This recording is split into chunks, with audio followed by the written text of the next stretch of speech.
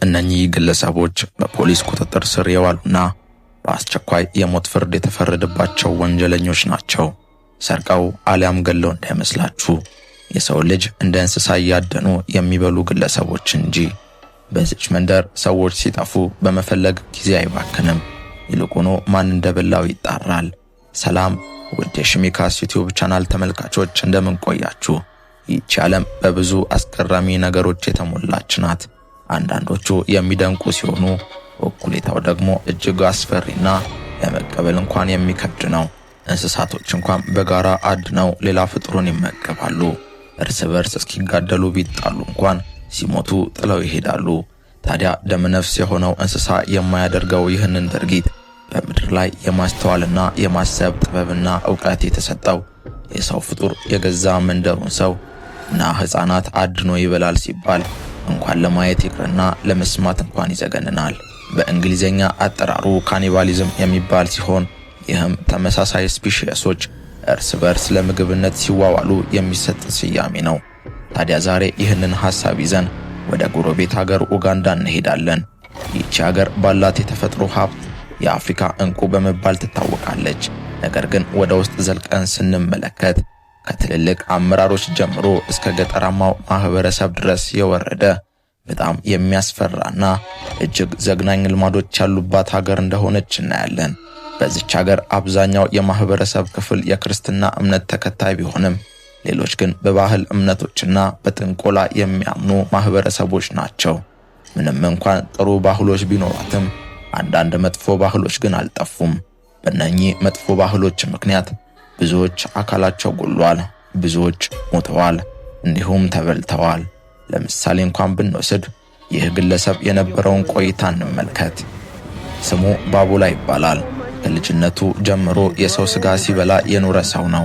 ታዲያ ጋዜጠኛዋ ለመጀመሪያ ጊዜ የሰው ስጋ መብላት የጀመርከው መች ነው ብላ ትጠይቀዋለች። እሱም ይላል ለህይወት ሁሌም ቢሆን አዲስ ነገር የሚያስተዋውቅ ሰው አለ። ልጅ ያለው ወንድሜ የሰው ስጋ ይመግበኝ ነበር። ምንድነው የምታበላኝ ስለው የሚጎዳ እንዳልሆነና እንደሚጠቅመኝ ይነግረኛል። ጋዜጠኛዋም ትቀጥላለች፣ መሰሎችህን ለምን ትመገባለህ? ለምን ሰው ተመጋቢ ሆንክ? እንደማምነው ከሆነ ምርጫ የለኝም። አብዛኞቻችን የአስማት ቃል ተሰጥቶናል። ከዚያ ጊዜ አንስቶ የሰው ስጋ መውደድ ጀመርን። እሷም ታስከትልና ስጋውን ከየት ታመጣለህ? የጣህሙ ሁኔታስ? የሆኑ ሰዎች አሉ ስጋውን አዘጋጅተው የሚያመጡ፣ እንደኔ ደግሞ የሚቀበሉ አሉ። እነሱ ያመጡልኛል፣ እኔ እመገባለሁ። የጣህሙ ሁኔታ እንደ ስጋው ፍሬሽነት ይወሰናል። የመጣው ስጋ ወዲያው የሞተ ሰውና ትኩስ ከሆነ ጣዕሙም ጣፋጭ ይሆናል። ነገር ግን ከመቃብር የወጣም ከሆነ ያስታውቃል። የመጨረሻውንም ጥያቄዋን ታቀርብለታለች። አሁን ድረስ የሰው ስጋ ትመገባለህ? ባቡላም እንዲህ ይላል፣ ተስፋ መቁረጥ ያን ያህል ቀላል አይደለም። ሁሌ ባይሆንም ምናልባት ለተለዩ በዓላት እመገባለሁ ይላል።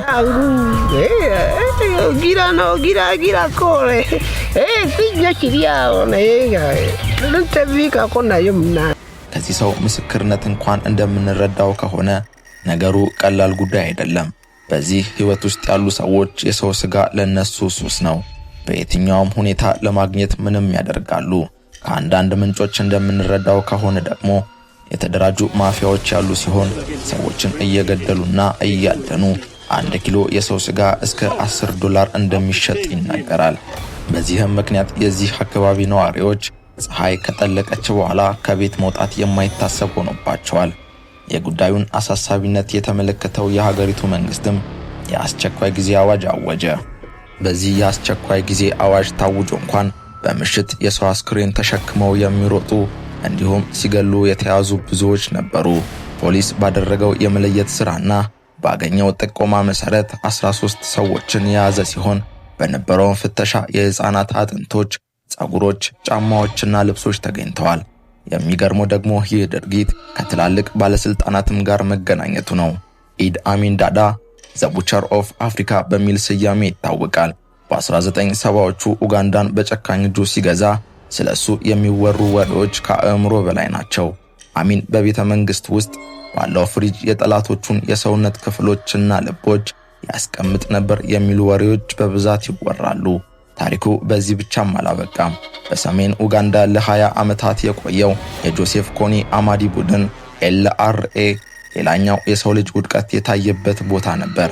በዚህ ቡድን በህፃንነቱ ታግቶ ወታደር በኋላም የጦር አዛዥ ከሆነ በኋላ በእሱ ትዕዛዝ ወታደሮቹን የተማረኩ ሰዎችን ስጋ እንዲበሉ ያስገድድ ነበር።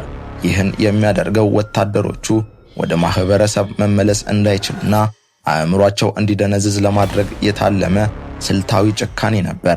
ፍርድ ቤት የቀረቡ ምስክሮችም አማጽያኑን የሰው ስጋ አብስለው እንዲበሉና ደም እንዲጠጡ ይገደዱ እንደነበር ተናግረዋል። በዚህም ምክንያት በ2021 በዓለም አቀፍ የወንጀለኞች ፍርድ ቤት ICC የ25 ዓመት እስራት ተፈርዶበታል። ዛሬም ቢሆን ኡጋንዳ ከዚህ ድርጊት ሙሉ ለሙሉ አልነጻችም። ነገር ግን ምክንያቱ ተቀይሯል። አሁን ላይ ምክንያቱ ሀብትና ስልጣን ሆኗል። በአንዳንድ ጠንቋዮች ለንግድ ሰዎችና ለፖለቲከኞች ሀብት ለማግኘት የህፃናት ደምና ስጋ ያስፈልጋል ብለው ያዛሉ።